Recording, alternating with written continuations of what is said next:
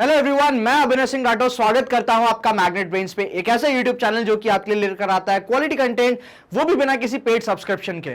मैं अभिनव सिंह राठौर आज national social studies olympiad के इस वीडियो में लेकर आया हूं फीचर्स ऑफ इंडियन कॉन्स्टिट्यूशन।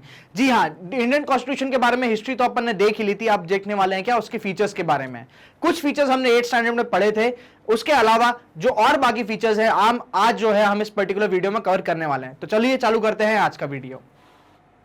चलिए सबसे पहला हम फीचर देखते हैं क्या, it is the lengthiest written constitution. Yes, बिल्कुल सही बात है भाई साहब, जो इंडिया का कॉन्स्टिट्यूशन है वो लेंथीएस्ट रिटन कॉन्स्टिट्यूशन है। हमारे पास मोर देन 490 आर्टिकल्स हैं, 25 पार्ट्स हैं, 12 शेड्यूल्स हैं। तो जाहिर सी बात है कि हमारा जो कॉन्स्टिट्यूशन है वो सबसे लंबा है, ठीक है, सबसे बड़ा है।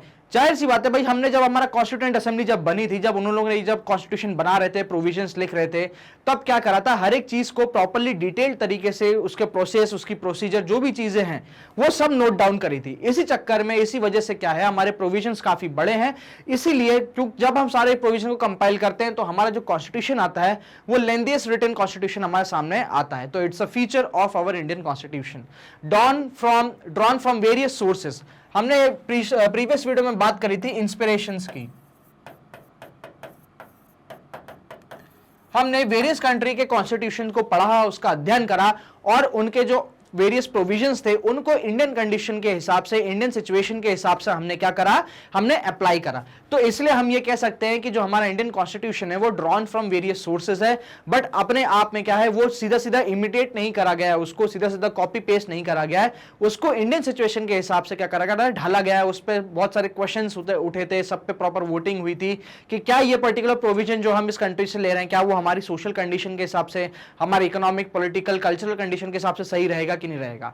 तो इसलिए हम कह सकते हैं कि it's a feature of our Indian constitution की जो हमारा इंडियन कॉन्स्टिट्यूशन है उसकी इंस्पिरेशनल सोर्सेस बहुत ही ज्यादा विविड रही हैं। Blend of rigidity and flexibility. Blend of rigidity and flexibility. Rigidity समझे क्या है, बेसिकली रिजिडिटी की हम जब बात करते हैं तो अपने आप में बहुत कठोर है बेसिकली, मतलब मैं इसकी रॉक सॉलिड या लिक्विड की बात नहीं कर रहा हूं। रिजिडिटी बेसिकली मतलब क्या है, इसको आसानी से तोड़ा नहीं जा सकता, इसको आसानी से बदला नहीं जाता।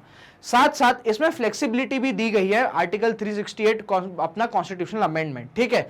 तो हम ये बोल रहे हैं कि भाई साहब जो हमारे रूल्स और रेगुलेशंस जो हैं, ठीक है, उस टाइम से हमारे काफी रिजिड रहे हैं, बट हमने हमारे कॉन्स्टिट्यूशन में एक ऐसा प्रोविजन भी रखा है कि जिसकी वजह से या जिसके दम पे हम क्या कर सकते हैं, बेसिकली पार्लियामेंट क्या कर सकती है कि उसको चेंज कर सकती है, ठीक है। भाई देखिए, समय अलग अलग टाइप का होता है। जैसे आज मैं बात करता हूं अगर 1990s के बारे में, तो उस टाइम पे इंफॉर्मेशन टेक्नोलॉजी एक्ट का कोई तात्पर्य नहीं था, कोई मतलब ही नहीं था, कोई औचित्य ही नहीं था।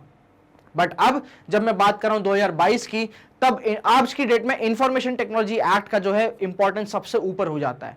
तो क्या होता है कि जैसे जैसे समय बदलता है, जैसे जैसे परिस्थितियां बदलती हैं, डेवलपमेंट होता है, अलग अलग सेक्टर्स निकल कर आते हैं, उस हिसाब से नए नए नियम कायदे कानून भी जरूरी हैं। साथ साथ कुछ ऐसे नियम कायदे कानून भी हो सकते हैं जो कि उस टाइम पे सही थे बट आज के टाइम पे उनको अप्लाई नहीं करा जा सकता।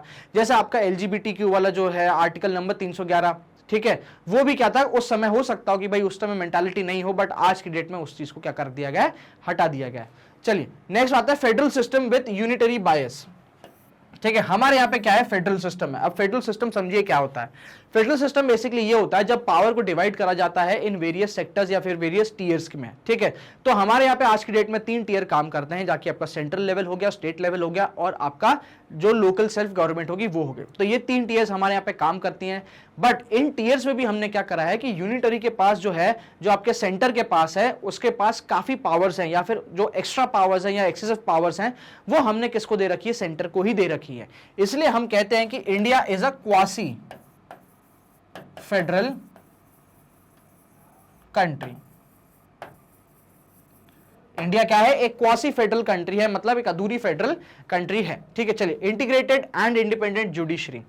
जैसे कि अभी आपने देखा कि फेडरल सिस्टम जो है वो क्या है, अलग अलग डिवाइडेड है। हमारे यहाँ के पार्लियामेंट्री की देख लो, स्टेट देख लो, सेंटर देख लो, ठीक है, सब चीजें डिवाइडेड है, ठीक है।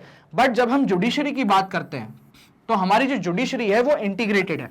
इसका मतलब सबसे ऊपर सुप्रीम कोर्ट रहेगा, उसके अंडर में हाई कोर्ट आएंगे, उसके अंडर में सबऑर्डिनेट कोर्ट आएंगे, ठीक है। आज की डेट में जब हम बात करते हैं हमारे पार्लियामेंट्री स्ट्रक्चर के बारे में या आप कह लीजिए पार्लियामेंट्री फॉर्म ऑफ गवर्नमेंट के बारे में, तो सेंट्रल गवर्नमेंट अपने आप में इंडिपेंडेंट है डिसीजन लेने के लिए, उसके पास सेंटर के लिस्ट हैं, दैट इज यूनियन लिस्ट है उसके पास लॉ बनाने के लिए।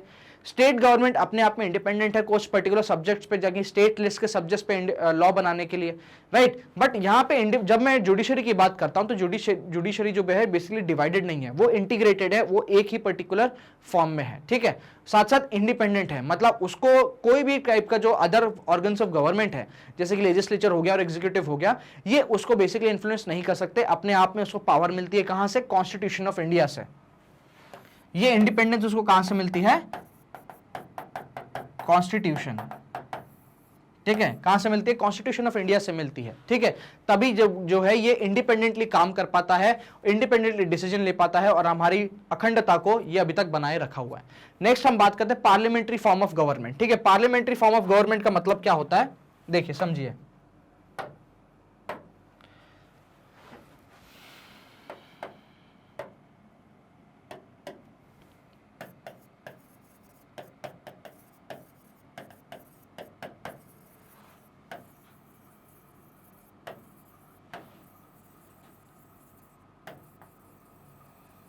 जब हम पार्लियामेंट्री फॉर्म की बात करते हैं तो जो टोटल पावर है वो 3 हिस्सों में डिवाइड करते हैं, ठीक है। कि इसमें 3 पर्टिकुलर ऑर्गन्स में, इनको क्या कहा जाता है? ऑर्गन्स भी बोला जाता है, ठीक है। इसमें डिवाइड होता है। सबसे पहले आता है आपका लेजिस्लेचर। इंडिया में सेंटर की बात करते तो हमारे यहां पे बाई कैमरल लेजिस्लेचर है, दैट मींस हमारे यहां पे 2 हाउसेस बैठते हैं। पहला आपका लोकसभा, दूसरा आपका राज्यसभा, ठीक है। ये हमारा हो जाता क्या? Bicameral legislature. इनका काम क्या है? इनका काम है लॉ मेकिंग, ठीक है। नेक्स्ट आता है एग्जीक्यूटिव, ठीक है। एग्जीक्यूटिव भी हमारे यहां पे 2 टाइप के होते हैं, एक होते हैं परमानेंट और एक होता है टेम्पररी। टेम्पररी को ही बोला जाता है इलेक्टेड एग्जीक्यूटिव, ठीक है। ये टेम्परेरी या इलेक्टेड एग्जीक्यूटिव वो लोग हो गए जिनको हम चुन के कहां भेजते हैं? सेंटर में भेजते हैं, राज्यसभा में भेजते हैं या लोकसभा में भेजते हैं और वो मिनिस्ट्री संभालते हैं। परमानेंट एग्जीक्यूटिव कौन होते हैं? जो एग्जाम देके, जो ये क्या होते हैं? सिलेक्टेड होते हैं, जो एग्जाम देके क्या करते हैं? एग्जीक्यूट करते हैं। इनका काम क्या है? एग्जीक्यूशन ऑफ लॉ,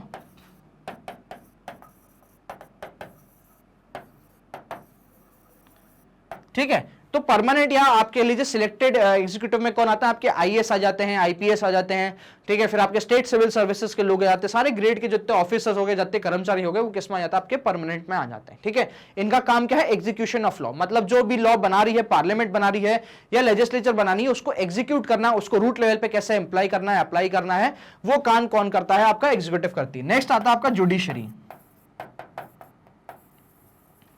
जुडिशरी हमारे यहां पे 2 टाइप की बिल्कुल नहीं है। ये कैसी है? इंटीग्रेटेड। ये कैसी है? इंटीग्रेटेड है, मतलब एक ही पर्टिकुलर टीयर फॉलो करती है, एक ही पर्टिकुलर सिस्टम फॉलो करती है, अपने आप में डिवाइडेड बिल्कुल भी नहीं है, ठीक है। तो ये जो है 3, इसका काम क्या? देखो, इसका काम है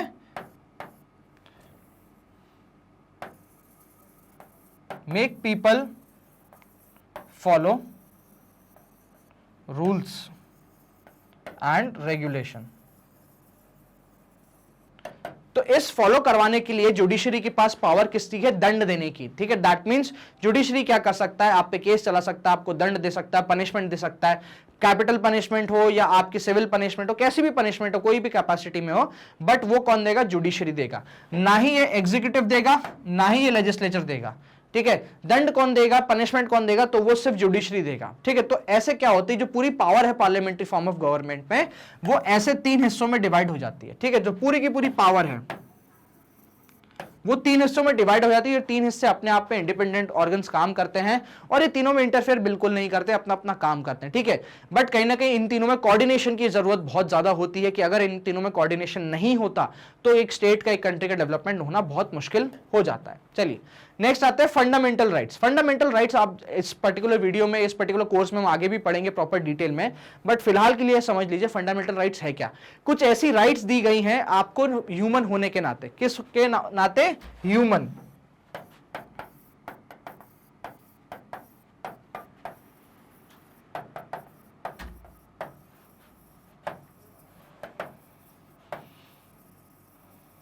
आप एक इंसान है तो इंसान के कुछ पर्टिकुलर राइट्स होने चाहिए, वो जो राइट्स हैं आपको वो प्रोवाइड करे जाते हैं एज अ फंडामेंटल राइट्स, ठीक है। जैसे राइट टू स्पीच हो गया, राइट टू लाइफ हो गया, राइट टू आपका एजुकेशन हो गया, ये सब चीजें जो हैं इसमें किस में आ जाती है, फंडामेंटल राइट्स में आती हैं। यही फंडामेंटल राइट्स आपको किसके अगेंस्ट दी जाती है, तो ये गवर्नमेंट के अगेंस्ट दी जाती है। ये इसलिए दी जाती है क्योंकि क्या होता है, कल को अगर मान लीजिए गवर्नमेंट डिस्पोटिक बन गई या कि गवर्नमेंट जो है डिक्टेटरशिप में बन गई, तो एक सिटीजन के पास कुछ पर्टिकुलर राइट्स होने चाहिए जो कि क्या करेगा, उसको बचा के रखेगा, साथ साथ इसकी पूरी डेमोक्रेसी जो है उसको सही तरीके से रख सकता है, ठीक है, डेमोक्रेसी को प्रॉपर तरीके से बचा के रख सकता है, ठीक है। चलिए नेक्स्ट आता है डीपीएसपी। डीपीएसपी क्या है आपका, directive principles of state policy. Directive principles of state policy, ठीक है। ये कुछ ऐसी पर्टिकुलर गाइडलाइंस हैं, ये क्या है, गाइडलाइंस, जो कि कौन फॉलो करेगा, जो कि गवर्नमेंट फॉलो करेगी या स्टेट फॉलो करेगी। कब फॉलो करेगी, वेलफेयर स्टेट बनाने के लिए, ठीक है। क्या करने के लिए, वेलफेयर स्टेट बनाने के लिए। क्या है, अगर कोई भी नियम, कोई भी कायदा, कोई भी कानून लेकर आती है गवर्नमेंट, तो हमेशा डीपीएसपी को क्या करेगी, ध्यान में रखेगी या back of the mind DPSP को रखेगी। इन्हीं को इंप्लीमेंट करने के लिए क्या होता है, एक वेलफेयर स्टेट बनाने के लिए क्या है, इन्हीं डीपीएसपी को इंप्लीमेंट करा जाता है, ठीक है। चलिए नेक्स्ट आते हैं फंडामेंटल ड्यूटीज। फंडामेंटल राइट्स के साथ साथ हमारे कॉन्स्टिट्यूशन में एक नई चीज जुड़ी हुई है आर्टिकल 51A में। क्या है आपकी फंडामेंटल ड्यूटीज। कुछ ऐसी ड्यूटीज हैं जो कि एक पर्टिकुलर सिटीजन से एक्सपेक्ट करी जाती हैं कि वो हमेशा करेगा ही करेगा। तो ऐसी टोटल 11 ड्यूटीज जो हैं हमारे आर्टिकल नंबर 51A में दी गई हैं एज फंडामेंटल ड्यूटीज, ठीक है। तो अपार्ट फ्रॉम हम प्रोवाइड कर रहे हैं राइट्स के साथ साथ जो है हम सिटीजन को ये भी बोल रहे हैं कि आपकी भी एक सिटीजन होने के नाते कुछ पर्टिकुलर ड्यूटीज है जो कि आपको पूरी तरीके से फुलफिल करनी चाहिए। नेक्स्ट आते हैं हम कोऑर्डिनेशन ऑफ पार्लियामेंट्री जुडिशरी, ठीक है। पार्लियामेंट जुडिशरी कोऑर्डिनेशन की जब हम बात करते हैं, अगेन हम पार्लियामेंट जुडिशरी और पार्लियामेंट प्लस जुडिशरी की बात करते हैं, तो इसमें वही बात आ जाती है कि जो कोऑर्डिनेशन हमको देखने को मिलता है पार्लियामेंट्री फॉर्म ऑफ गवर्नमेंट में, उसी चीज की यहां पे बात होती है। चलिए नेक्स्ट आता है 3 टियर गवर्नमेंट। आपको पता है कि भाई हमारा फेडरल है तो 3 टियर्स ऑफ गवर्नमेंट है। सबसे पहला है क्या हमारा सेंटर, फिर आता है स्टेट, फिर आता है लोकल सेल्फ गवर्नमेंट। ये लोकल सेल्फ गवर्नमेंट भी एक तो रूरल हो गया और एक अर्बन हो गया। रूरल को क्या बोलते हैं हम, पंचायती राज बोलते हैं, और अर्बन में जो काम करता है उसको हम क्या बोलते हैं, म्युनिसिपल कॉर्पोरेशन या म्युनिसिपैलिटी बोला जाता है। तो ये जो 3 टियर सिस्टम जो है हम फॉलो करते हैं। क्यों फॉलो करते हैं, because of population and diversity, ठीक है। पॉपुलेशन और डाइवर्सिटी के कारण क्या है, हमने क्या करा है, हमारे बेसिकली जो फेडरल सिस्टम है उसको 3 भागों में डिवाइड करा है। किसमें करा है, 3 भागों में डिवाइड करा है, सेंटर, स्टेट और local self government. Local self government भी 2 टाइप की होगी, एक जो रूरल में काम करेगी और एक जो अर्बन में काम करेगी। चलिए नेक्स्ट आते हैं सिंगल सिटीजनशिप, ठीक है। पूरे के पूरे जो सिटीजन्स ऑफ इंडिया है वो क्या होंगे, एक सिंगल सिटीजन होंगे, किसके, एक पर्टिकुलर पॉलिटिकल यूनिट के, दैट इज इंडिया। मतलब हम जो है हम सिटीजन ऑफ इंडिया हैं, रादर देन हम citizen of Madhya Pradesh, citizen of Bengal, citizen of Tamil Nadu, citizen of Kerala, ये कहलाने की बजाय हम क्या है, हम सिटीजन ऑफ इंडिया कहलाते हैं। डुअल सिटीजनशिप का भी कहीं ना कहीं क्या होता है, एक प्रोविजन होता है, जैसे कि फॉर एग्जांपल यूएसए में, यूनाइटेड स्टेट्स ऑफ अमेरिका में क्या है, डुअल सिटीजनशिप है। मतलब सबसे पहले आप जो हो आप सिटीजन हो अपने स्टेट के, उसके बाद आप सिटीजन हो किसके, यूएसए के। बट हमारे यहाँ पे यूनिटी और इंटीग्रिटी को मेंटेन करने के लिए, एक नेशनलिज्म, एक पेट्रियोटिज्म की भावना को मेंटेन करके रखने के लिए हमारे यहाँ पे सिर्फ सिंगल सिटीजनशिप दिया गया है। क्यों दिया गया, क्योंकि आप जानते हैं कि 1947 में हमारी कंट्री जो थी वो एक पार्टीशन से निकली थी, साथ साथ हमें कम्युनल स्टेट्स के बारे में भी बात आ गई थी। तो कहीं ना कहीं ये सिंगल सिटीजनशिप जो है ये हमारी यूनिटी और इंटीग्रिटी को बनाए रखने में काफी हेल्प करता है, ठीक है। चलिए नेक्स्ट आता है universal adult franchise. Universal adult franchise ये समझिए क्या है, ये बेसिकली क्या है, राइट टू वोट है, ठीक है। यूनिवर्सल एडल्ट फ्रेंचाइज का जो सेंस है,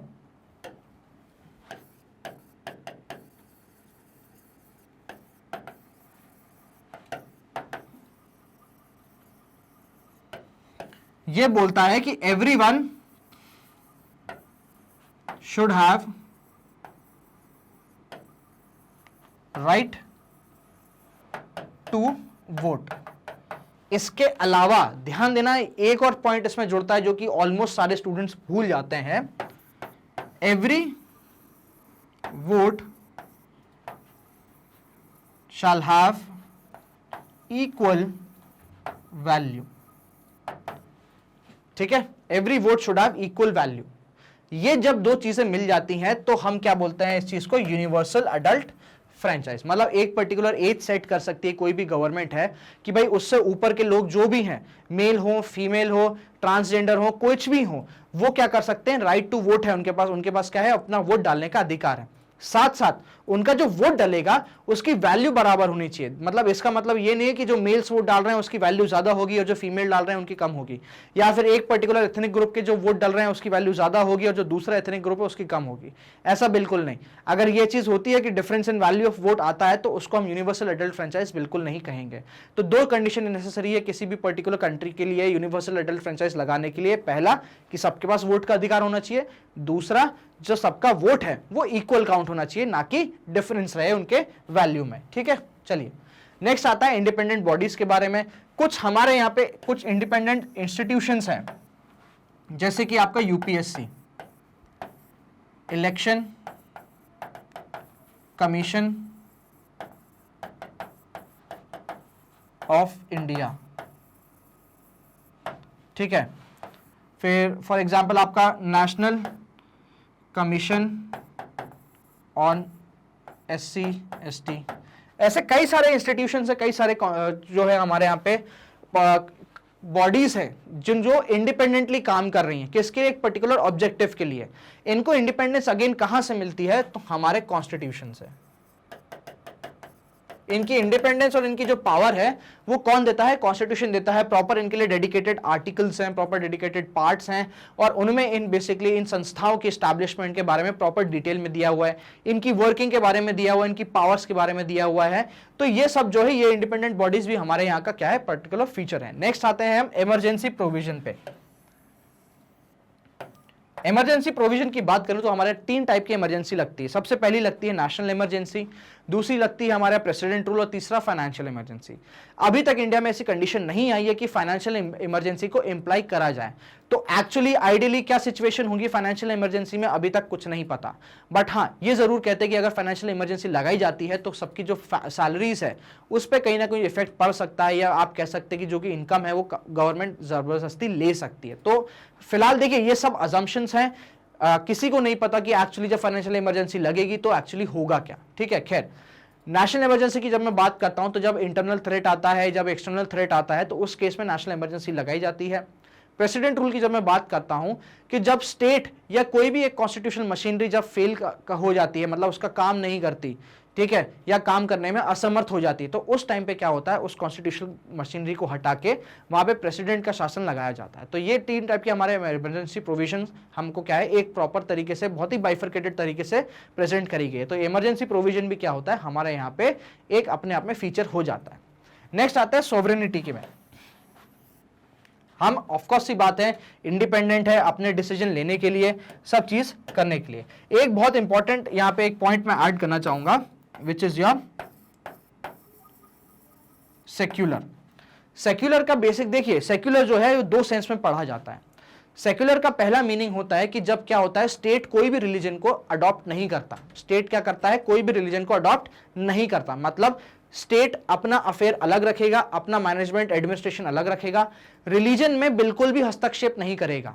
कोई भी रिलीजियस चीज होती है उसमें स्टेट बिल्कुल भी हस्तक्षेप नहीं करेगा किसी भी तरीके से। तो ये जो टर्म होता है ये सेक्युलर होता है। ठीक है, इस टर्म को क्या बोला जाता है, या फिर इस पर्टिकुलर चीज को क्या बोली जाती है, सेक्युलरिज्म बोली जाती है।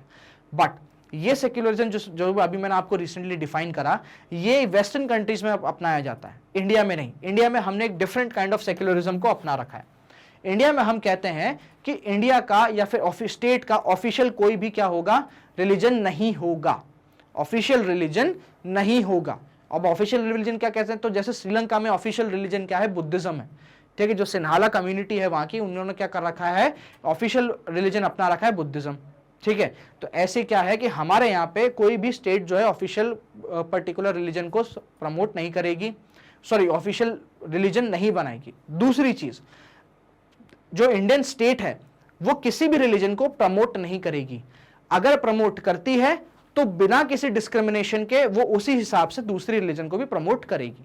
मतलब हम क्या कर रहे हैं, हम टोटल डिस्टेंस भी नहीं रख रहे हैं और साथ साथ हम क्या कर रहे हैं, उनकी मदद भी कर रहे हैं। ठीक है, तो ये जो सेक्युलरिज्म है ये हमारे इंडिया में पाया जाता है, तो that is secularism in Indian sense. तो ये थे कुछ क्या आपके सामने प्रॉपर फीचर्स किसके, हमारे इंडियन कॉन्स्टिट्यूशन के। तो आज का वीडियो आपको कैसा लगा आप हमें जरूर बताइएगा कमेंट्स में। ठीक है, साथ साथ हम लेकर आए आपके लिए छोटी सी पहल, मैग्नेट ब्रेन्स लेकर आया हमारी ब्रांड न्यू वेबसाइट magnetbrains.com। साथ ही साथ हम क्या कर रहे हैं, हमारे प्ले स्टोर पे एप्लीकेशन है मैग्नेट ब्रेन्स का, so please go download and check it out. फिलहाल के लिए छोटा सा वॉक थ्रू कि आपको बेसिकली साइट वर्क कैसे करेगी, क्या करेगी। फॉर एग्जांपल अगर आपको ये वीडियो दोबारा देखना है तो अब यूट्यूब पे जाके सर्च करने की जरूरत बिल्कुल भी नहीं है, कुछ सीधा करना magnetbrains.com डालना, ब्राउजर पे magnetbrains.com डालोगे ये वेब पेज खुला आ जाएगा। ठीक है, जैसे ही वेब पेज खुला आएगा घबराने की कोई बात नहीं है, नीचे स्क्रॉल डाउन करो, जैसे ही स्क्रॉल डाउन करोगे देखो यहाँ पे आपका पूरा का पूरा क्या सारे कोर्सेज सारे सब्जेक्ट्स आ जाएंगे। चूज करना है, फॉर एग्जांपल मेरा वीडियो देखना है तो मैं ओलंपियाड में मिलूंगा। ध्यान देना स्टूडेंट्स यहाँ पे ना क्लास सही से चूज करना। ठीक है, मैं कहाँ मिलूंगा अभी फिलहाल आपको क्लास 9th में, तो जैसे आप क्लास 9th के टैब पे क्लिक करोगे आपके सामने ये पूरा पेज खुल जाएगा। ठीक है, यहाँ पे देखो जितने टीचर्स हैं आपके जो आपको ओलंपियाड के सब्जेक्ट्स पढ़ा रहे हैं सब अपना अपना वॉच नाउ का बटन लेकर आ गए। ठीक है, वॉच नाउ पे क्लिक करोगे एक नया पेज लोड होगा जो कि ऐसा दिखेगा, मेरी फोटो लगी रहेगी मूंछों वाली। ठीक है, कोई बात नहीं, नीचे स्क्रॉल डाउन करना, घबराना बिल्कुल नहीं। ठीक है, ये पूरी की पूरी लिस्ट आ जाएगी। ठीक है, देखो ध्यान से देखो, सब एक तो प्लस साइन है, प्लस के साथ साथ यहाँ पे आपको क्या मिलता है, डिटेल्स मिल जाती है उस पर्टिकुलर वीडियो की। जैसे आप इस प्लस साइन पे क्लिक करोगे एक और ड्रॉप डाउन लिस्ट खुलेगी आपके सामने जिसमें अलग अलग पार्ट्स आपको देखने को मिल जाएंगे। यहाँ देखो उनकी डिटेल है, कितने मिनट का वीडियो, साथ साथ हर उसके नीचे वॉच नाउ के लिंक है। जैसे इस वॉच नाउ पे क्लिक करोगे तो क्या होगा, मैजिकली आपके सामने यूट्यूब प्लेयर वहीं खुल जाएगा। क्या होगा, यूट्यूब प्लेयर वहीं खुल जाएगा। दैट मीन्स आपको कहीं रीडायरेक्ट नहीं करा जाएगा, आपको यूट्यूब की लिंक कॉपी पेस्ट नहीं करनी पड़ेगी। YouTube player with same functionality क्या होगा, आपके वहीं पे उसी स्क्रीन पे खुल जाएगा। तो ये हमारी छोटी सी पहल थी आपके एजुकेशन को और एक्सेसिबल बनाने के लिए। आज का वीडियो आपको कैसा लगा हमें कमेंट्स में जरूर बताएं। आई होप अभी तक आपने वीडियो को लाइक तो कर ही दिया होगा, साथ साथ शेयर करना बिल्कुल ना भूलें। And thank you so much for watching this video.